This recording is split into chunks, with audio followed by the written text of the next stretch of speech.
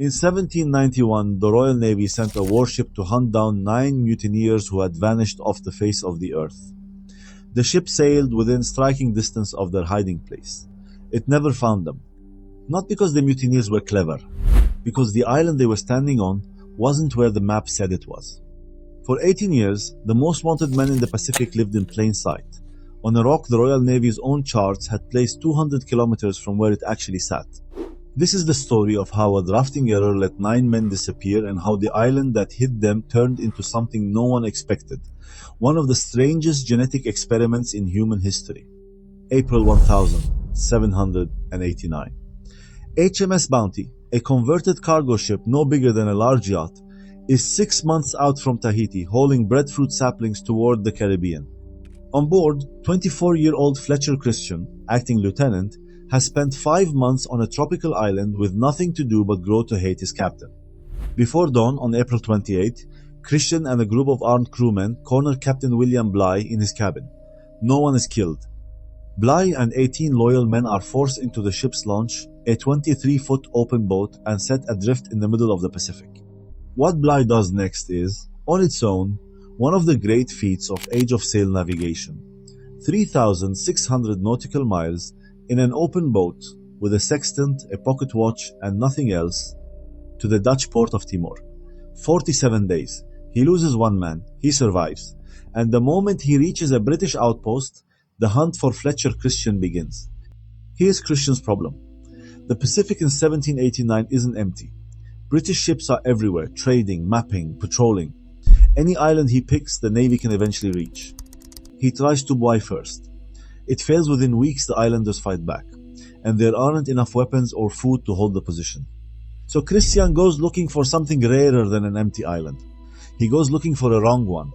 He remembers an account from a British captain named Philip Carteret who'd spotted a speck of land in 1767 and named it after the 16-year-old midshipman who saw it first, Pitcairn. Carteret logged his position and sailed on. He never landed. And here's the detail that changes everything. Carteret didn't have an accurate way to measure longitude.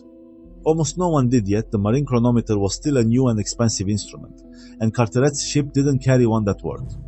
So his east-west position was a guess, dressed up as a coordinate. The guess was off by about 3 degrees of longitude. On a map, that's a small number. In the real Pacific, it's roughly 200 kilometers of open ocean, a gap big enough to lose an island in permanently. In 1773, Captain Cook, the most exacting navigator of his generation, sails through the exact stretch of ocean where Carteret's chart says Pitcairn should be. He finds nothing. Cook doesn't fail because he isn't looking hard enough. He fails because he's looking in the wrong place, on the strength of a wrong number written by another man 6 years earlier. Fletcher Christian reads Carteret's account and understands something. Cook never had the luxury of knowing. That number can't be trusted.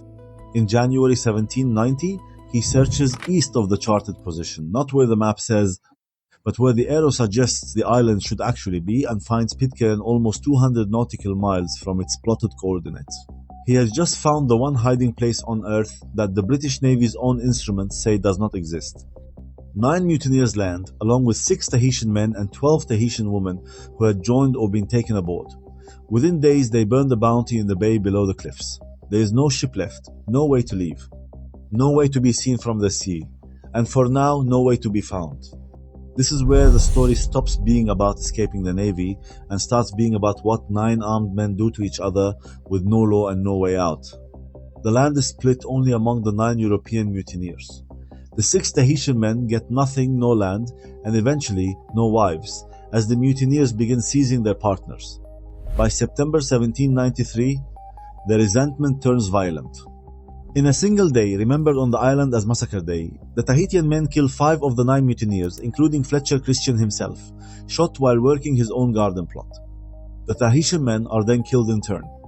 4 mutineers are left. One of them, a Scotsman named William McCoy, figures out how to distill alcohol from the root of a local plant using a copper kettle salvaged from the Bounty. What follows is not a peaceful island utopia. It's 5 more years of drunkenness, paranoia, and murder. McCoy eventually ties a rock to his neck and jumps from a cliff. Another mutineer is killed with a hatchet by the last 2 men standing. By 1811 years after the mutiny, exactly one mutineer is still alive, a sailor going by the false name Alexander Smith. His real name is John Adams. Adams is now the only adult man left on an island with a dozen women and a growing number of children who have never seen anywhere else in the world. And something in him changes. He finds the Bounty's Bible among the wreckage. He starts teaching the children to read from it. The same man who helped seize the ship's armory 11 years earlier becomes, by process of elimination, the island's only teacher, its only minister, its only law. For nearly 2 decades, this is a secret kept by geography itself. Then, in February 1808, an American sealing ship called the Topaz, hunting seals nowhere near any of the routes the Royal Navy uses, spots smoke on land that its own charts describe as uninhabited. A canoe comes out to meet them. The men inside hail the ship in English. Captain Mayhew Folger meets John Adams and a community of women and children speaking a mix of English and Tahitian.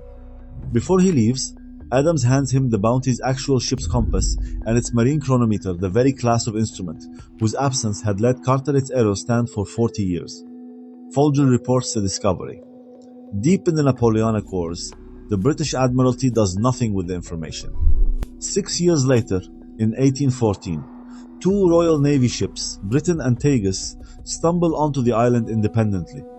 The Tagus's captain, Philip Pipon, writes it down himself. Checked against 3 separate chronometers, the island sits 3 full degrees of longitude from where every chart in his possession says it should be. His own word for it, extremely puzzled. The Navy that had hunted these men for a quarter of a century finally has them in front of it and does nothing. No arrests, no trial. John Adams, the last mutineer, dies peacefully on the island in 1829, in the settlement that still bears his name, Adamstown. Here's the part. Almost no one connects to the mutiny at all. When 9 European men and 12 Tahitian women repopulate an island completely alone for a generation, they don't just make history, they create what geneticists call a founder population. A community small and isolated enough that its entire genetic makeup can be traced back to a handful of people.